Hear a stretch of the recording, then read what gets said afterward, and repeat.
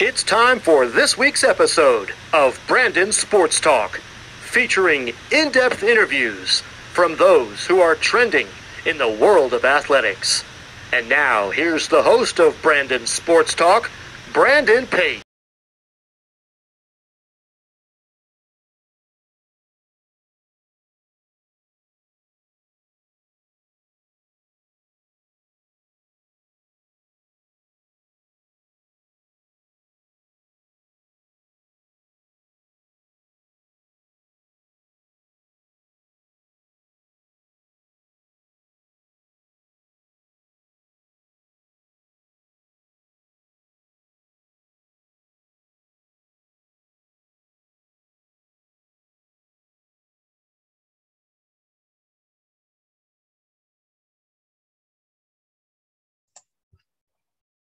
Welcome back to Brandon Sports Talk. In today's episode, I have the privilege to interview the US Paralympian Track and Field athlete, Liza Corso. How are you doing today? Good. How are you? I'm doing wonderful. Can you talk about how you knew that you wanted to get into the sport of professional track and field? Yeah, so I had been running ever since I was 5 years old, and just throughout the years, I had just gotten better and better.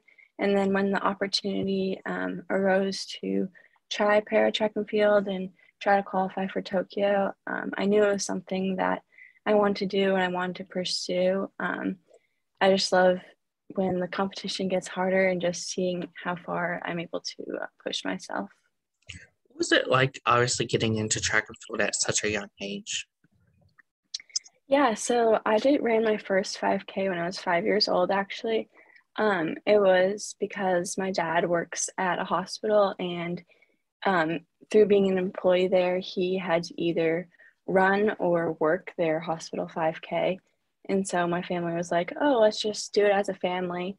And so I was only 5, and my mom was like, oh, we'll just like walk it together. But apparently I did not want to walk it. Like I just wanted to run from the beginning. And so from there, we just kind of started to do more and more 5Ks as a family.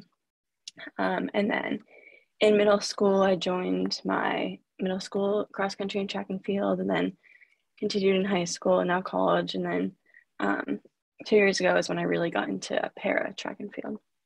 Of course, what was it like, obviously, getting into the 5K and knowing that, obviously, that's where you fall in love is in the track and field side? Yeah, I really liked that track provided a challenge, and there's always something bigger to be focusing on and to be trying to achieve. There's always new goals that you can try to work towards. So I really liked the like challenging aspect of it, and I also loved like the team aspect. What was it like going to Lipscomb University? I love Lipscomb. It was kind of crazy going from Tokoyo to Lipscomb in the matter of a few weeks. I went straight from Tokoyo to my freshman year of college, which was a little crazy, but it was so cool and so fun. But Lipscomb is just a really cool place with a really cool community, and I'm majoring in dietetics, and so they have a really cool dietetics program, but also they have amazing D1 sports. So it was really the combination of two things that I really wanted. Was it like, obviously, being a part of the Lipscomb track and field program? Yeah, I love it. I love how college track and field, and especially cross country, it's a lot more team oriented. So I'm really able to enjoy the team aspect of it. And it just provides another opportunity to continue to push myself on the next level, which is college sports.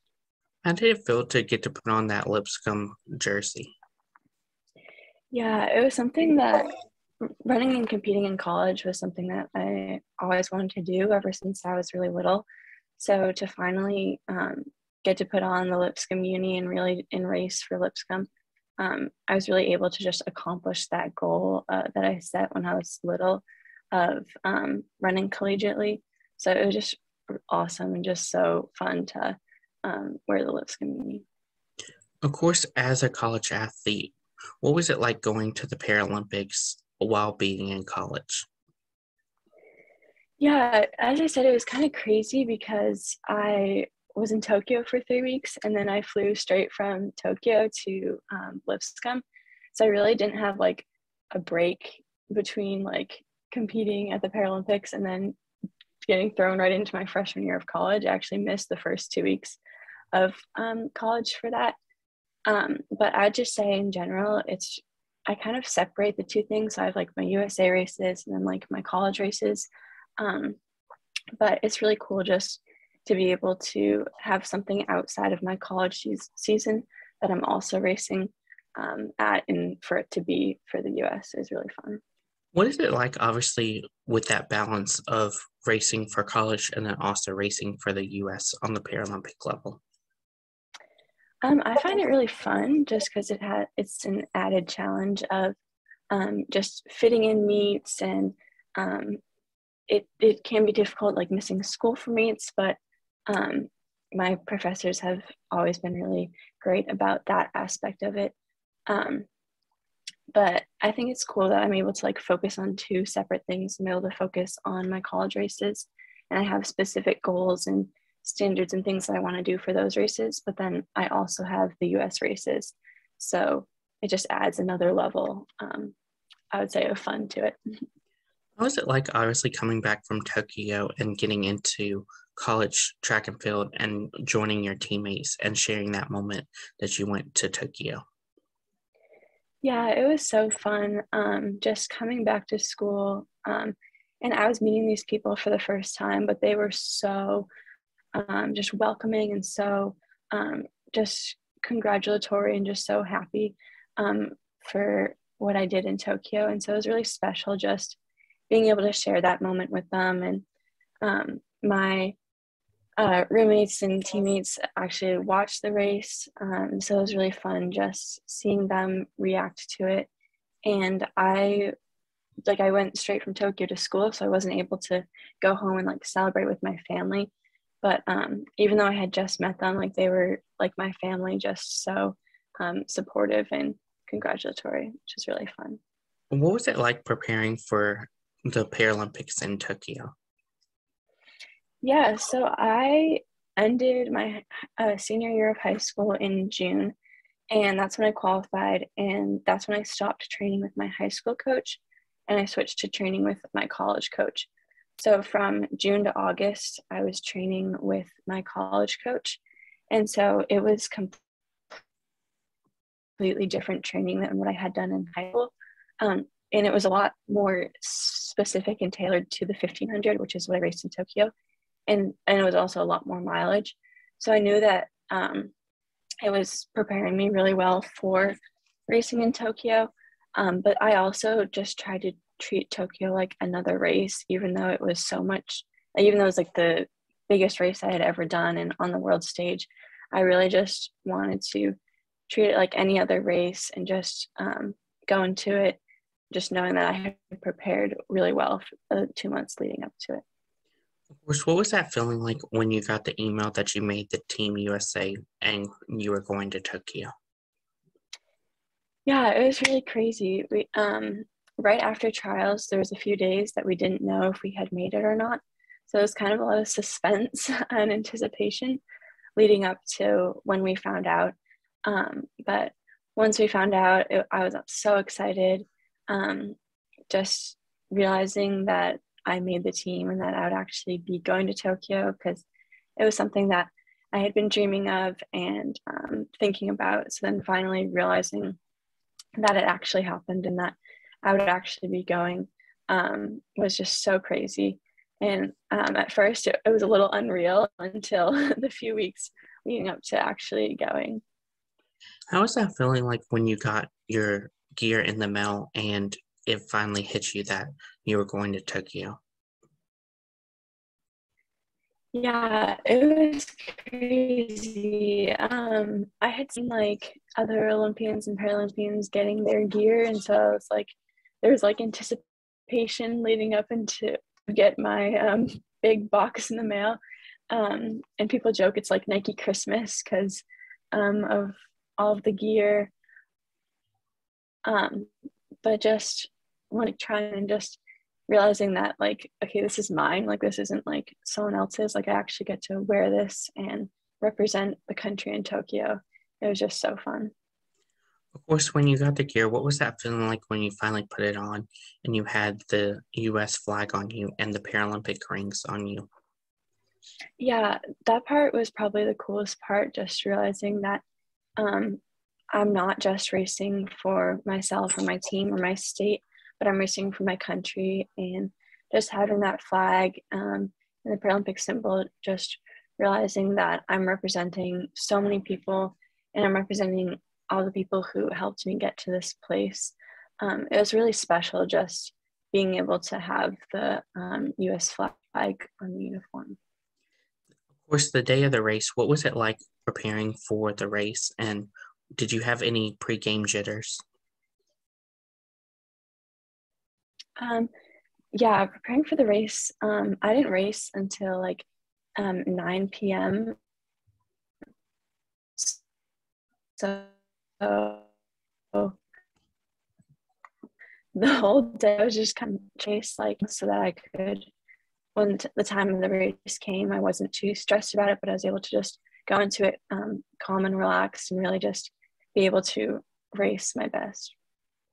Of course, what was it like going to the Paralympics for the first time? It was crazy. It was a wild experience just traveling across the world. And then since I hadn't done any races with the Paralympics before qualifying for Tokyo, I was meeting everyone on the team for the first time. So being in a new country, meeting everyone on the team, being in a new environment, like it was just crazy overload at the same time, but also just so fun. And just being like in the Paralympic village and just seeing people from all different countries and just then realizing that, okay, I'm representing my country and that I'm racing on like the world stage. It was so much at once, but it was also so much excitement. It was just so cool. How was it like, obviously, living out your dream of going to the Paralympics? Yeah, some days I'm like, did that actually happen? like, but just being able to see that my hard work paid off and that all the people who supported me to getting to this place, that all of their hard work paid off. Just finally being able to say that I did it and for what I accomplished in Tokyo is just wild. How was it like, obviously, standing in front of the Paralympic ring statue? Yeah, that was really cool, especially because it wasn't just something that represented the US, it was something that it represented more of the world and all the countries who were represented at the games.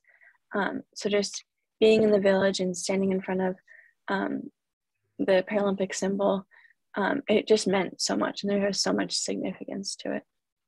Of course, what was it like, obviously, going to the Paralympics alone and having your family watch you on TV instead of be there? Yeah, so when I qualified for the games, I was actually 17. And so I was able to have basically like a chaperone with me. So my mom actually traveled to the games, but she obviously like couldn't stay in the village. So I only saw her a couple times, but just knowing that she was there was really special and that she was able to actually watch me race and share the moment with me. But at the same time, I had so many people at home, the rest of my family, friends, extended family. And so it was sad for them not to be there, but also they had different like watch parties where they watched me run. So I would have obviously liked for them to be there, but I got really lucky that I was able to have my mom there. Of course, what was it like, obviously, going to the Paralympics at such a young age and experiencing that at such a young age? Yeah, I think it's really cool because I can have so much more of a career after this. And I think that having the experiences that I did in Tokyo really will prepare and have prepared me well for racing in college. And then the races that I do post-college, just racing on an international level, racing people from different countries, just being in such a huge venue, and like all the steps going into racing in a different country. Like, I think having all those experiences at such a young age will really be able to benefit me in the future. And I just learned so many lessons from being overseas racing that will be able to benefit me in the future. Of course, were there any people in the Olympic Village that you looked up to that you were like, oh my God, I'm here with you?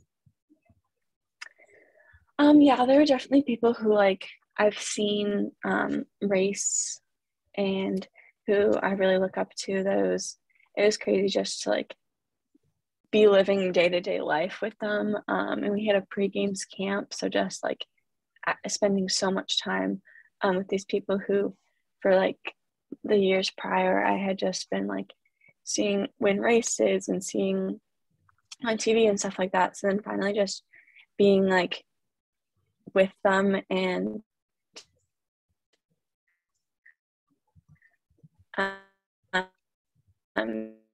being like on the same level. What was it like obviously getting to race with some of your teammates like Danielle Artrovich and Hannah? Yeah, it was so fun. It was just cool, like the way that we were able to bond, especially before the games. As I said, we had a pre-games camp, so we were actually at the Yokota Air Base for training for 10 days before we moved into the Paralympic Village. And so just being able to train with such amazing athletes and really just hear their stories, and especially the ones who had already been to the games before, and just learn like from them. Like, I owe so much to them of just how much they taught me about what's going to happen at the games, like what the village is like just all like a lot of little things also that you wouldn't think of. But just being able to live alongside these people, and Danny Ayervich was actually my roommate in the village, so just being able to like spend time with her and then also just see her race was so fun. Of course, how does it feel to have Paralympian behind your last name? Yeah, it's crazy. I still like don't believe it. Like, it's just so unreal. But just I feel like it represents so much more, and it really just tells more of a story of who I am, and that I was able to represent the country. What were some of your favorite memories and moments during this previous Paralympics? Oh, there's so much. I would probably say just living in the village with so many people from so many different countries and speaking so many different languages. Like, I thought that was really cool. Like, you won't be in another place where there's so many people all in one location from around the world. My mom was joking that it was like the real life Epcot. But just that, I would say that was one of my favorite parts.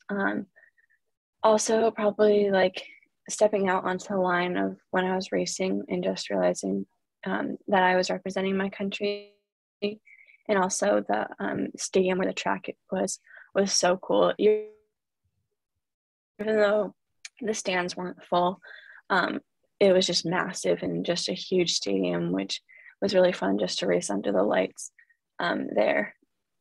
Who is your most influential person in your career and your idol?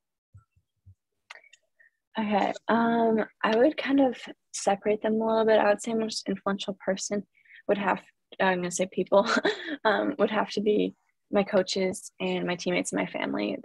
They have supported me throughout my whole career, and I definitely wouldn't have been able to do what I did without them and without their support day to day. And then I would say idol and people who I look up to in the sport. I would definitely say Marla Runyon. She was a Paralympian and Olympian in the 800 and 1500, and she did a few other events as well. And she was just a really cool person that I aspire to be like in para track and field. What are some of your future plans in your career as a Paralympian in track and field? Yeah, so definitely Paris, the Paris Games 2024. They're coming up. And then I'd also say we have World Championships coming up next year, and Paralympian Games. So I'd say those are big highlights that are coming up that I'm constantly working towards. Of course, how has being a Paralympian helped you into your college career as a track and field on the college level? Yes, I just say all the experiences that I was able to have in Tokyo as a Paralympian.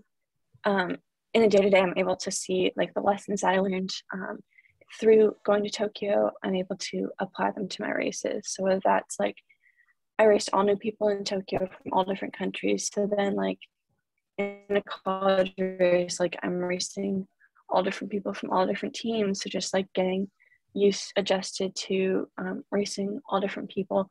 And just like if I'm start to get nervous for a college race, I'm like, okay, I was able to race in Tokyo. Like it's okay. Like I can calm down. Like I can focus on this college race. So going to Tokyo definitely benefits me racing in college. What advice would you give college athletes looking to race on the track and field side? Yeah, I would say go for it.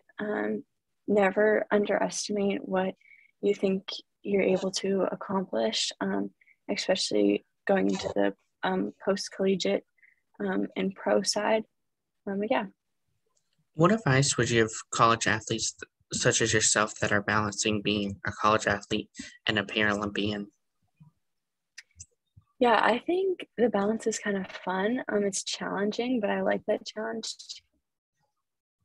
to it. And it's also, I'd say, to enjoy the college years where you're able to run with your team. And because I think just having a team day to day at practice, to have other people surrounding you who can push you. And then when you're competing, like you have so much more to compete for than just yourself, but representing your team. So I would say like really enjoying the team aspect of college sports. But then for balancing, I'd say just focus on one race at a time. And it's kind of nice to like have schoolwork to like distract me from not instead of like just focusing on racing for the US. So I think it's a really cool balance. What advice would you give people that are looking to go to the Paralympics for the first time like you did, or go back to the Paralympics? I would say to go for it. Don't limit what you think you'll be able to accomplish, and just each day you can get better. So I would say if you have a crazy wild dream, like don't put that aside because you think you can't do it, but instead just push for it and do everything you can to better yourself each day, and that will ultimately lead to accomplishing your goals. That's great advice. Where can my listeners find you at on social media? Yeah, I'm on Instagram at Liza.Corso.She, and that's pretty much it. Thank you again, Liza Corso, for your interview, and best luck in your future as a Paralympian track and field and at Lipscomb in this upcoming years. Thank you so much. You can find Brandon Sports Talk on Facebook at Brandon Sports Talk, Instagram at Brandon Sports Talk, Twitter at Talk_Brandon, and you can find me on YouTube at Brandon Sports Talk. Don't forget to like, comment, and subscribe. Thank you again, Liza Corso, for your interview, and best luck in your future. Thank you. You've been watching Brandon Sports Talk. Please feel free to like, share, and subscribe to Brandon Sports Talk on social media and on YouTube.